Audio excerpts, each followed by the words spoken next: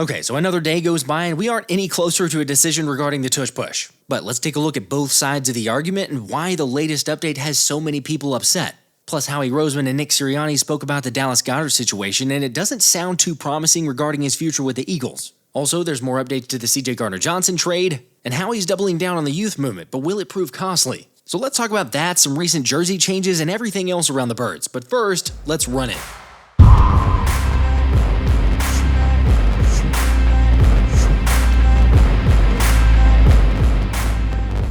What's up, guys? So guess what? We still don't have a resolution on whether or not the Tush Push will be continuing. Because in case you haven't heard, the NFL vote on banning the league's most unstoppable play has been postponed until mid-May, with a reason for rescheduling being that further discussion is needed. Now, some would argue that perhaps that's a good thing and maybe the Tush Push will survive, except when you dig a little deeper and realize only 16 teams were ready to oppose the brotherly shove, aka being 8 teams short of getting the play banned, then it's pretty easy to tell where the league falls on this one.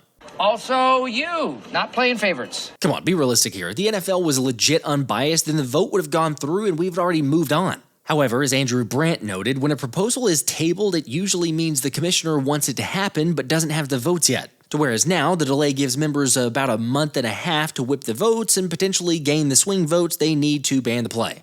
Oh, we could try them out for a little while, and it doesn't work out. Maybe one of us could, step in. What is happening right now? By the way, if you're still unsure about whether or not the NFL is picking sides, then listen to the interaction between Howie Roseman and the NFL's chief medical officer, Alan Sills, regarding the play safety. So, according to Albert Breer, the Birds GM was defending the play and asking the room for injury data showing that the concept was creating player safety issues. Or at the very least, asking to see statistics that show it to be demonstrably more dangerous than the conventional quarterback sneak. At which point Sills, the league's top medical guy, admitted that while there haven't been actual injuries coming from the play, the league's feeling was that when an injury does eventually happen, based on players' posture, it could be catastrophic. What the hell are you talking about? Who are you talking to? Why don't we just play flag football at this point? Are you kidding me? Based on a player's posture, it could be catastrophic? I mean, my gosh, I guess we might as well ban all kickoffs and punts. This is an incredibly slippery slope here. After all, as John Stolnis argued, in order for this line of thinking to be intellectually honest, one would have to consider banning all possible plays like 30-yard passes to prevent potential serious hamstring injuries. Or heck, let's ban running backs from cutback runs since, let's be real, that posture could be or even has proven to be catastrophic for rupturing ACLs. I'm sorry, it's just that kind of logic has me all kinds of fired up. And also it had Howie and assistant GM John Ferrari in an animated side conversation with 2 coaches on the competition committee in Rams' Sean McVay and the Bills' Sean McDermott. Which also I would have already guessed the Packers head coach Matt LaFleur was on the same side too, since his team is the one who submitted the proposal to ban the play in the first place. Just when you look at the play, I would say I don't think it's a great football play. It's more of a rugby play. And then some of the injury concerns, we just want to kind of get out in front of that, and be a little bit more proactive than that. And even though you guys ran it a few times, like with the tight end. Yeah, certainly. Yeah, we do it too. But we're going to adjust, to whatever the rules may be, and if it doesn't go through, it doesn't go through. But we're always constantly trying to look at everything. I think when you look at player safety, I think that's at the forefront of, or should be at the forefront of everybody's mind in this league. Similar to how I felt at the combine, I've dove deeper into more of the data on it, and just thought more about it as well. And my position hasn't really changed at all. I feel where I'm most concerned is even though there's not significant data out there to this point, my biggest concern is the health and safety of the players, first and foremost. Oh, so we're being proactive on focusing on the health and safety of players now. Interesting. Because I had a hard time realizing that was the case back in January. Forgive me, but running the play 4 times against the Chiefs in the AFC Championship game doesn't exactly keep with the message that he's sending. Yet if you think that's good, shout out to E.J. Smith, who said that when McDermott was pressed on if he'll continue to use the Bills' version of the Tush Push if the play is upheld, he wasn't so committed towards his stance. Hypocrisy knows no bounds. I'm just saying, if it's about player safety, then don't run the play. We'll keep running it, but if you don't think that it's safe, you don't have to.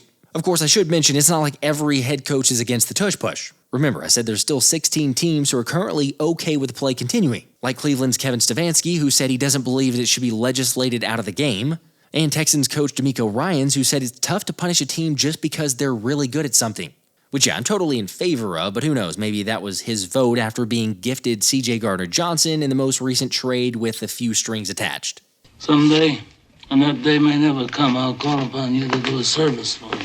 By the way, the New York Jets' Aaron Glenn and New England Patriots' Mike Vrabel were a couple other guys who supported the play with some similar sentiment. Yet when it comes to talking about those that are opposed, I'm in agreement with the source who told ESPN that it reeks of jealousy. Anus because of anus. I mean, that is the exact situation. Where then even Lane Johnson chimed in with that same takeaway from hearing the naysayers and their ludicrous reasonings for getting rid of the play. It does, it reeks of jealousy, but honestly, that's not the only thing they're going to be jealous about. Because the NFL is now allowing teams to wear throwbacks or alternate uniforms up to 4 times per season. And you already know that I was hyped to hear that because that means a lot more Kelee Greens or even bringing back the all-black alternates up to 4 times per season. So of course I got to start this thing right and give another jersey away, so all you got to do is drop a like, hit the like button on this video, and then go respond to the comments section. Where then I'm going to hook up one lucky subscriber with a Nolan Smith Kelee Green jersey for 2 reasons really. 1, because they're dope and why not? And 2, because getting to take part in Nolan's charity golf tournament in Savannah was one of the best collabs since starting this channel. I know, that's not really a surprise for anyone who's been following along since I've been accused of being a Nolan Smith stan account at times, but yes, getting to meet 3 was absolutely hype.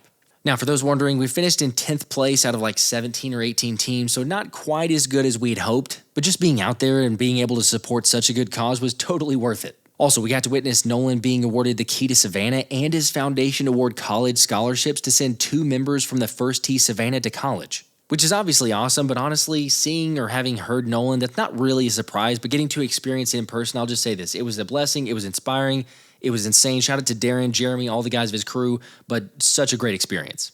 Again, if you want a shot at winning a Nolan Smith jersey, then like this video and then go down to the comments section. Or also, if you want to help support the foundation and future youth in Savannah, then check out the link in the pinned comments for ways to donate and how you can get involved. You know, one of the best moves Howie Roseman made last offseason was trading Hassan Reddick. Although at the time, it was certainly an unpopular one, especially with so many wondering whether the Birds' pass rush had enough firepower to have an effective defense, let alone the #1 defense. Yet obviously, we're glad he made that move, since Nolan now has the franchise record for most sacks in a single playoffs. And look, that can't be overstated enough. There is no way that he gets that opportunity unless Haas had gotten traded. So even though the CJ Gardner Johnson trade personally feels a little bit different, Howie defended the move while trying to explain it, saying that Chauncey did a great job for the Birds, but basically when you look at the team, there's too many guys who need to get paid. Plus, most importantly, there's a few positions that they've drafted a young player fairly high and the guy hasn't had an opportunity to play, but now it's time for him to earn it. Obviously, Howie's talking about Sidney Brown there, and I still hope that Sid can turn into a stud.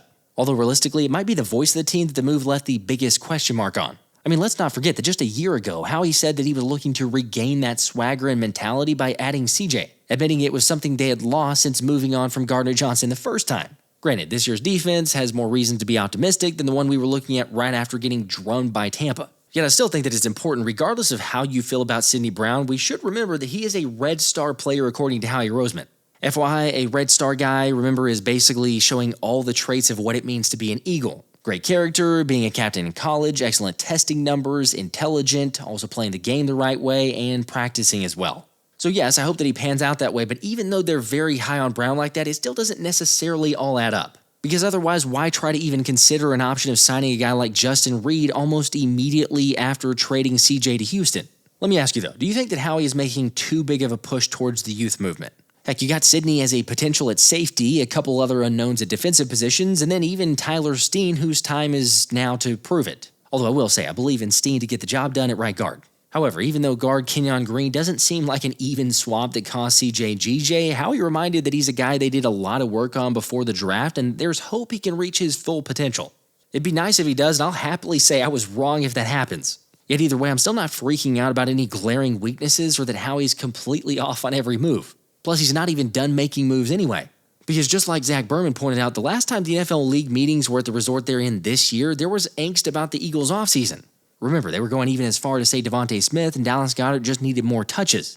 Except, what happened? Just 1 month later, the Eagles acquired one of the best receivers in the game in A.J. Brown and eventually wound up making the Super Bowl. Now, you're right. It's a little bit different of a scenario because the Eagles didn't trade away a receiver and then go get A.J. Brown, whereas here they traded away CJ, and then do they go get another safety? Perhaps. They're probably still in the market, but we haven't seen anything, but I'm just saying it's worth remembering or at least thinking about moving forward. Again, the offseason is relatively young. We just got to let Howie cook. Heck, even he admitted that, saying the Birds are incomplete right now. However, talent acquisition has just started and it's going to go on for a long time. Again, it may look different than maybe it did last year, but all the moves are trying to get out in front of bigger contracts coming. Regardless, though, Howie did say that he'll continue to look to add good players.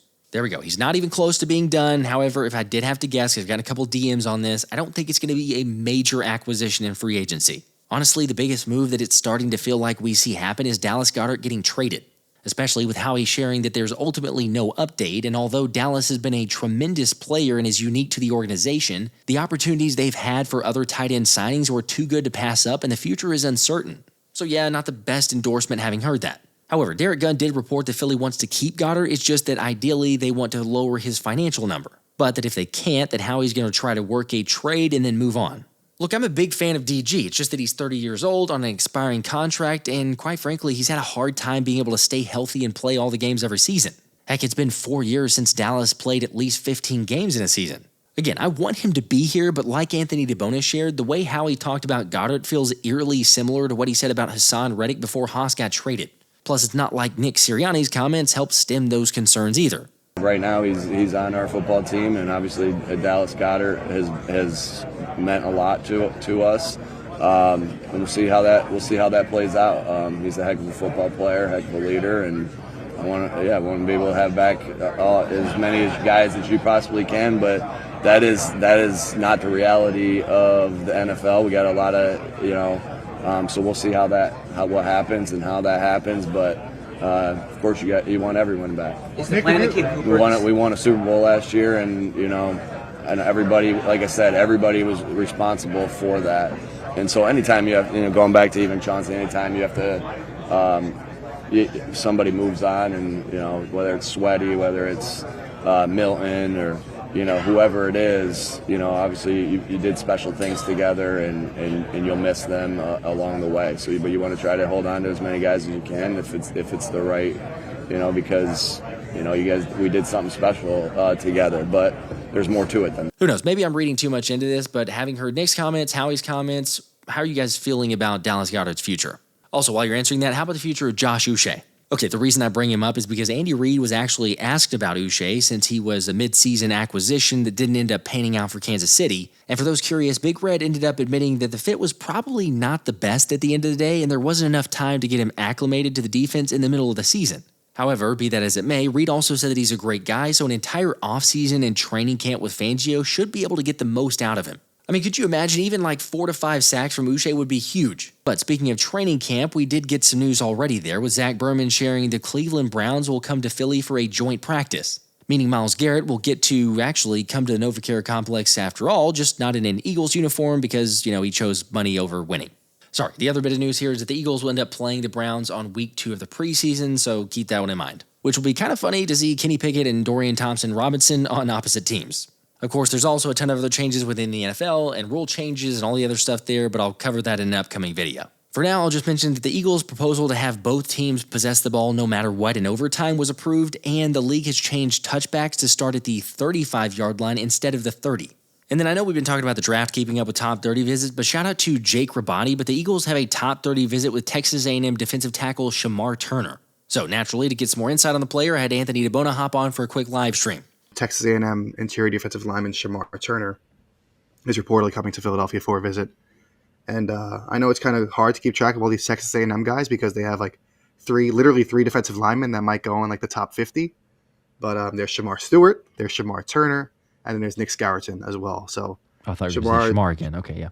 Yeah, Shamar Turner is more of the interior defensive lineman where the other two are probably going to be playing on the edge. So he's very similar, and I pointed out in a tweet to how Milton Williams was used at Louisiana Tech back when he was in college, where he was literally used up and down the defensive line, which is kind of like what Vic Fangio likes to do. So it would be definitely an interesting fit, but he does have some off-the-field questions too, where I think he had a reckless driving charge on his record, and he literally uppercutted a guy into the gonads or whatever you want to call them during a play. So during a game. So definitely some things to work through there. Maybe that's why the Eagles are bringing him in. But regardless, definitely a talented player that if he fell to 64 or if the Eagles traded back from 32, I think he would definitely be in play for the Eagles and make a ton of sense.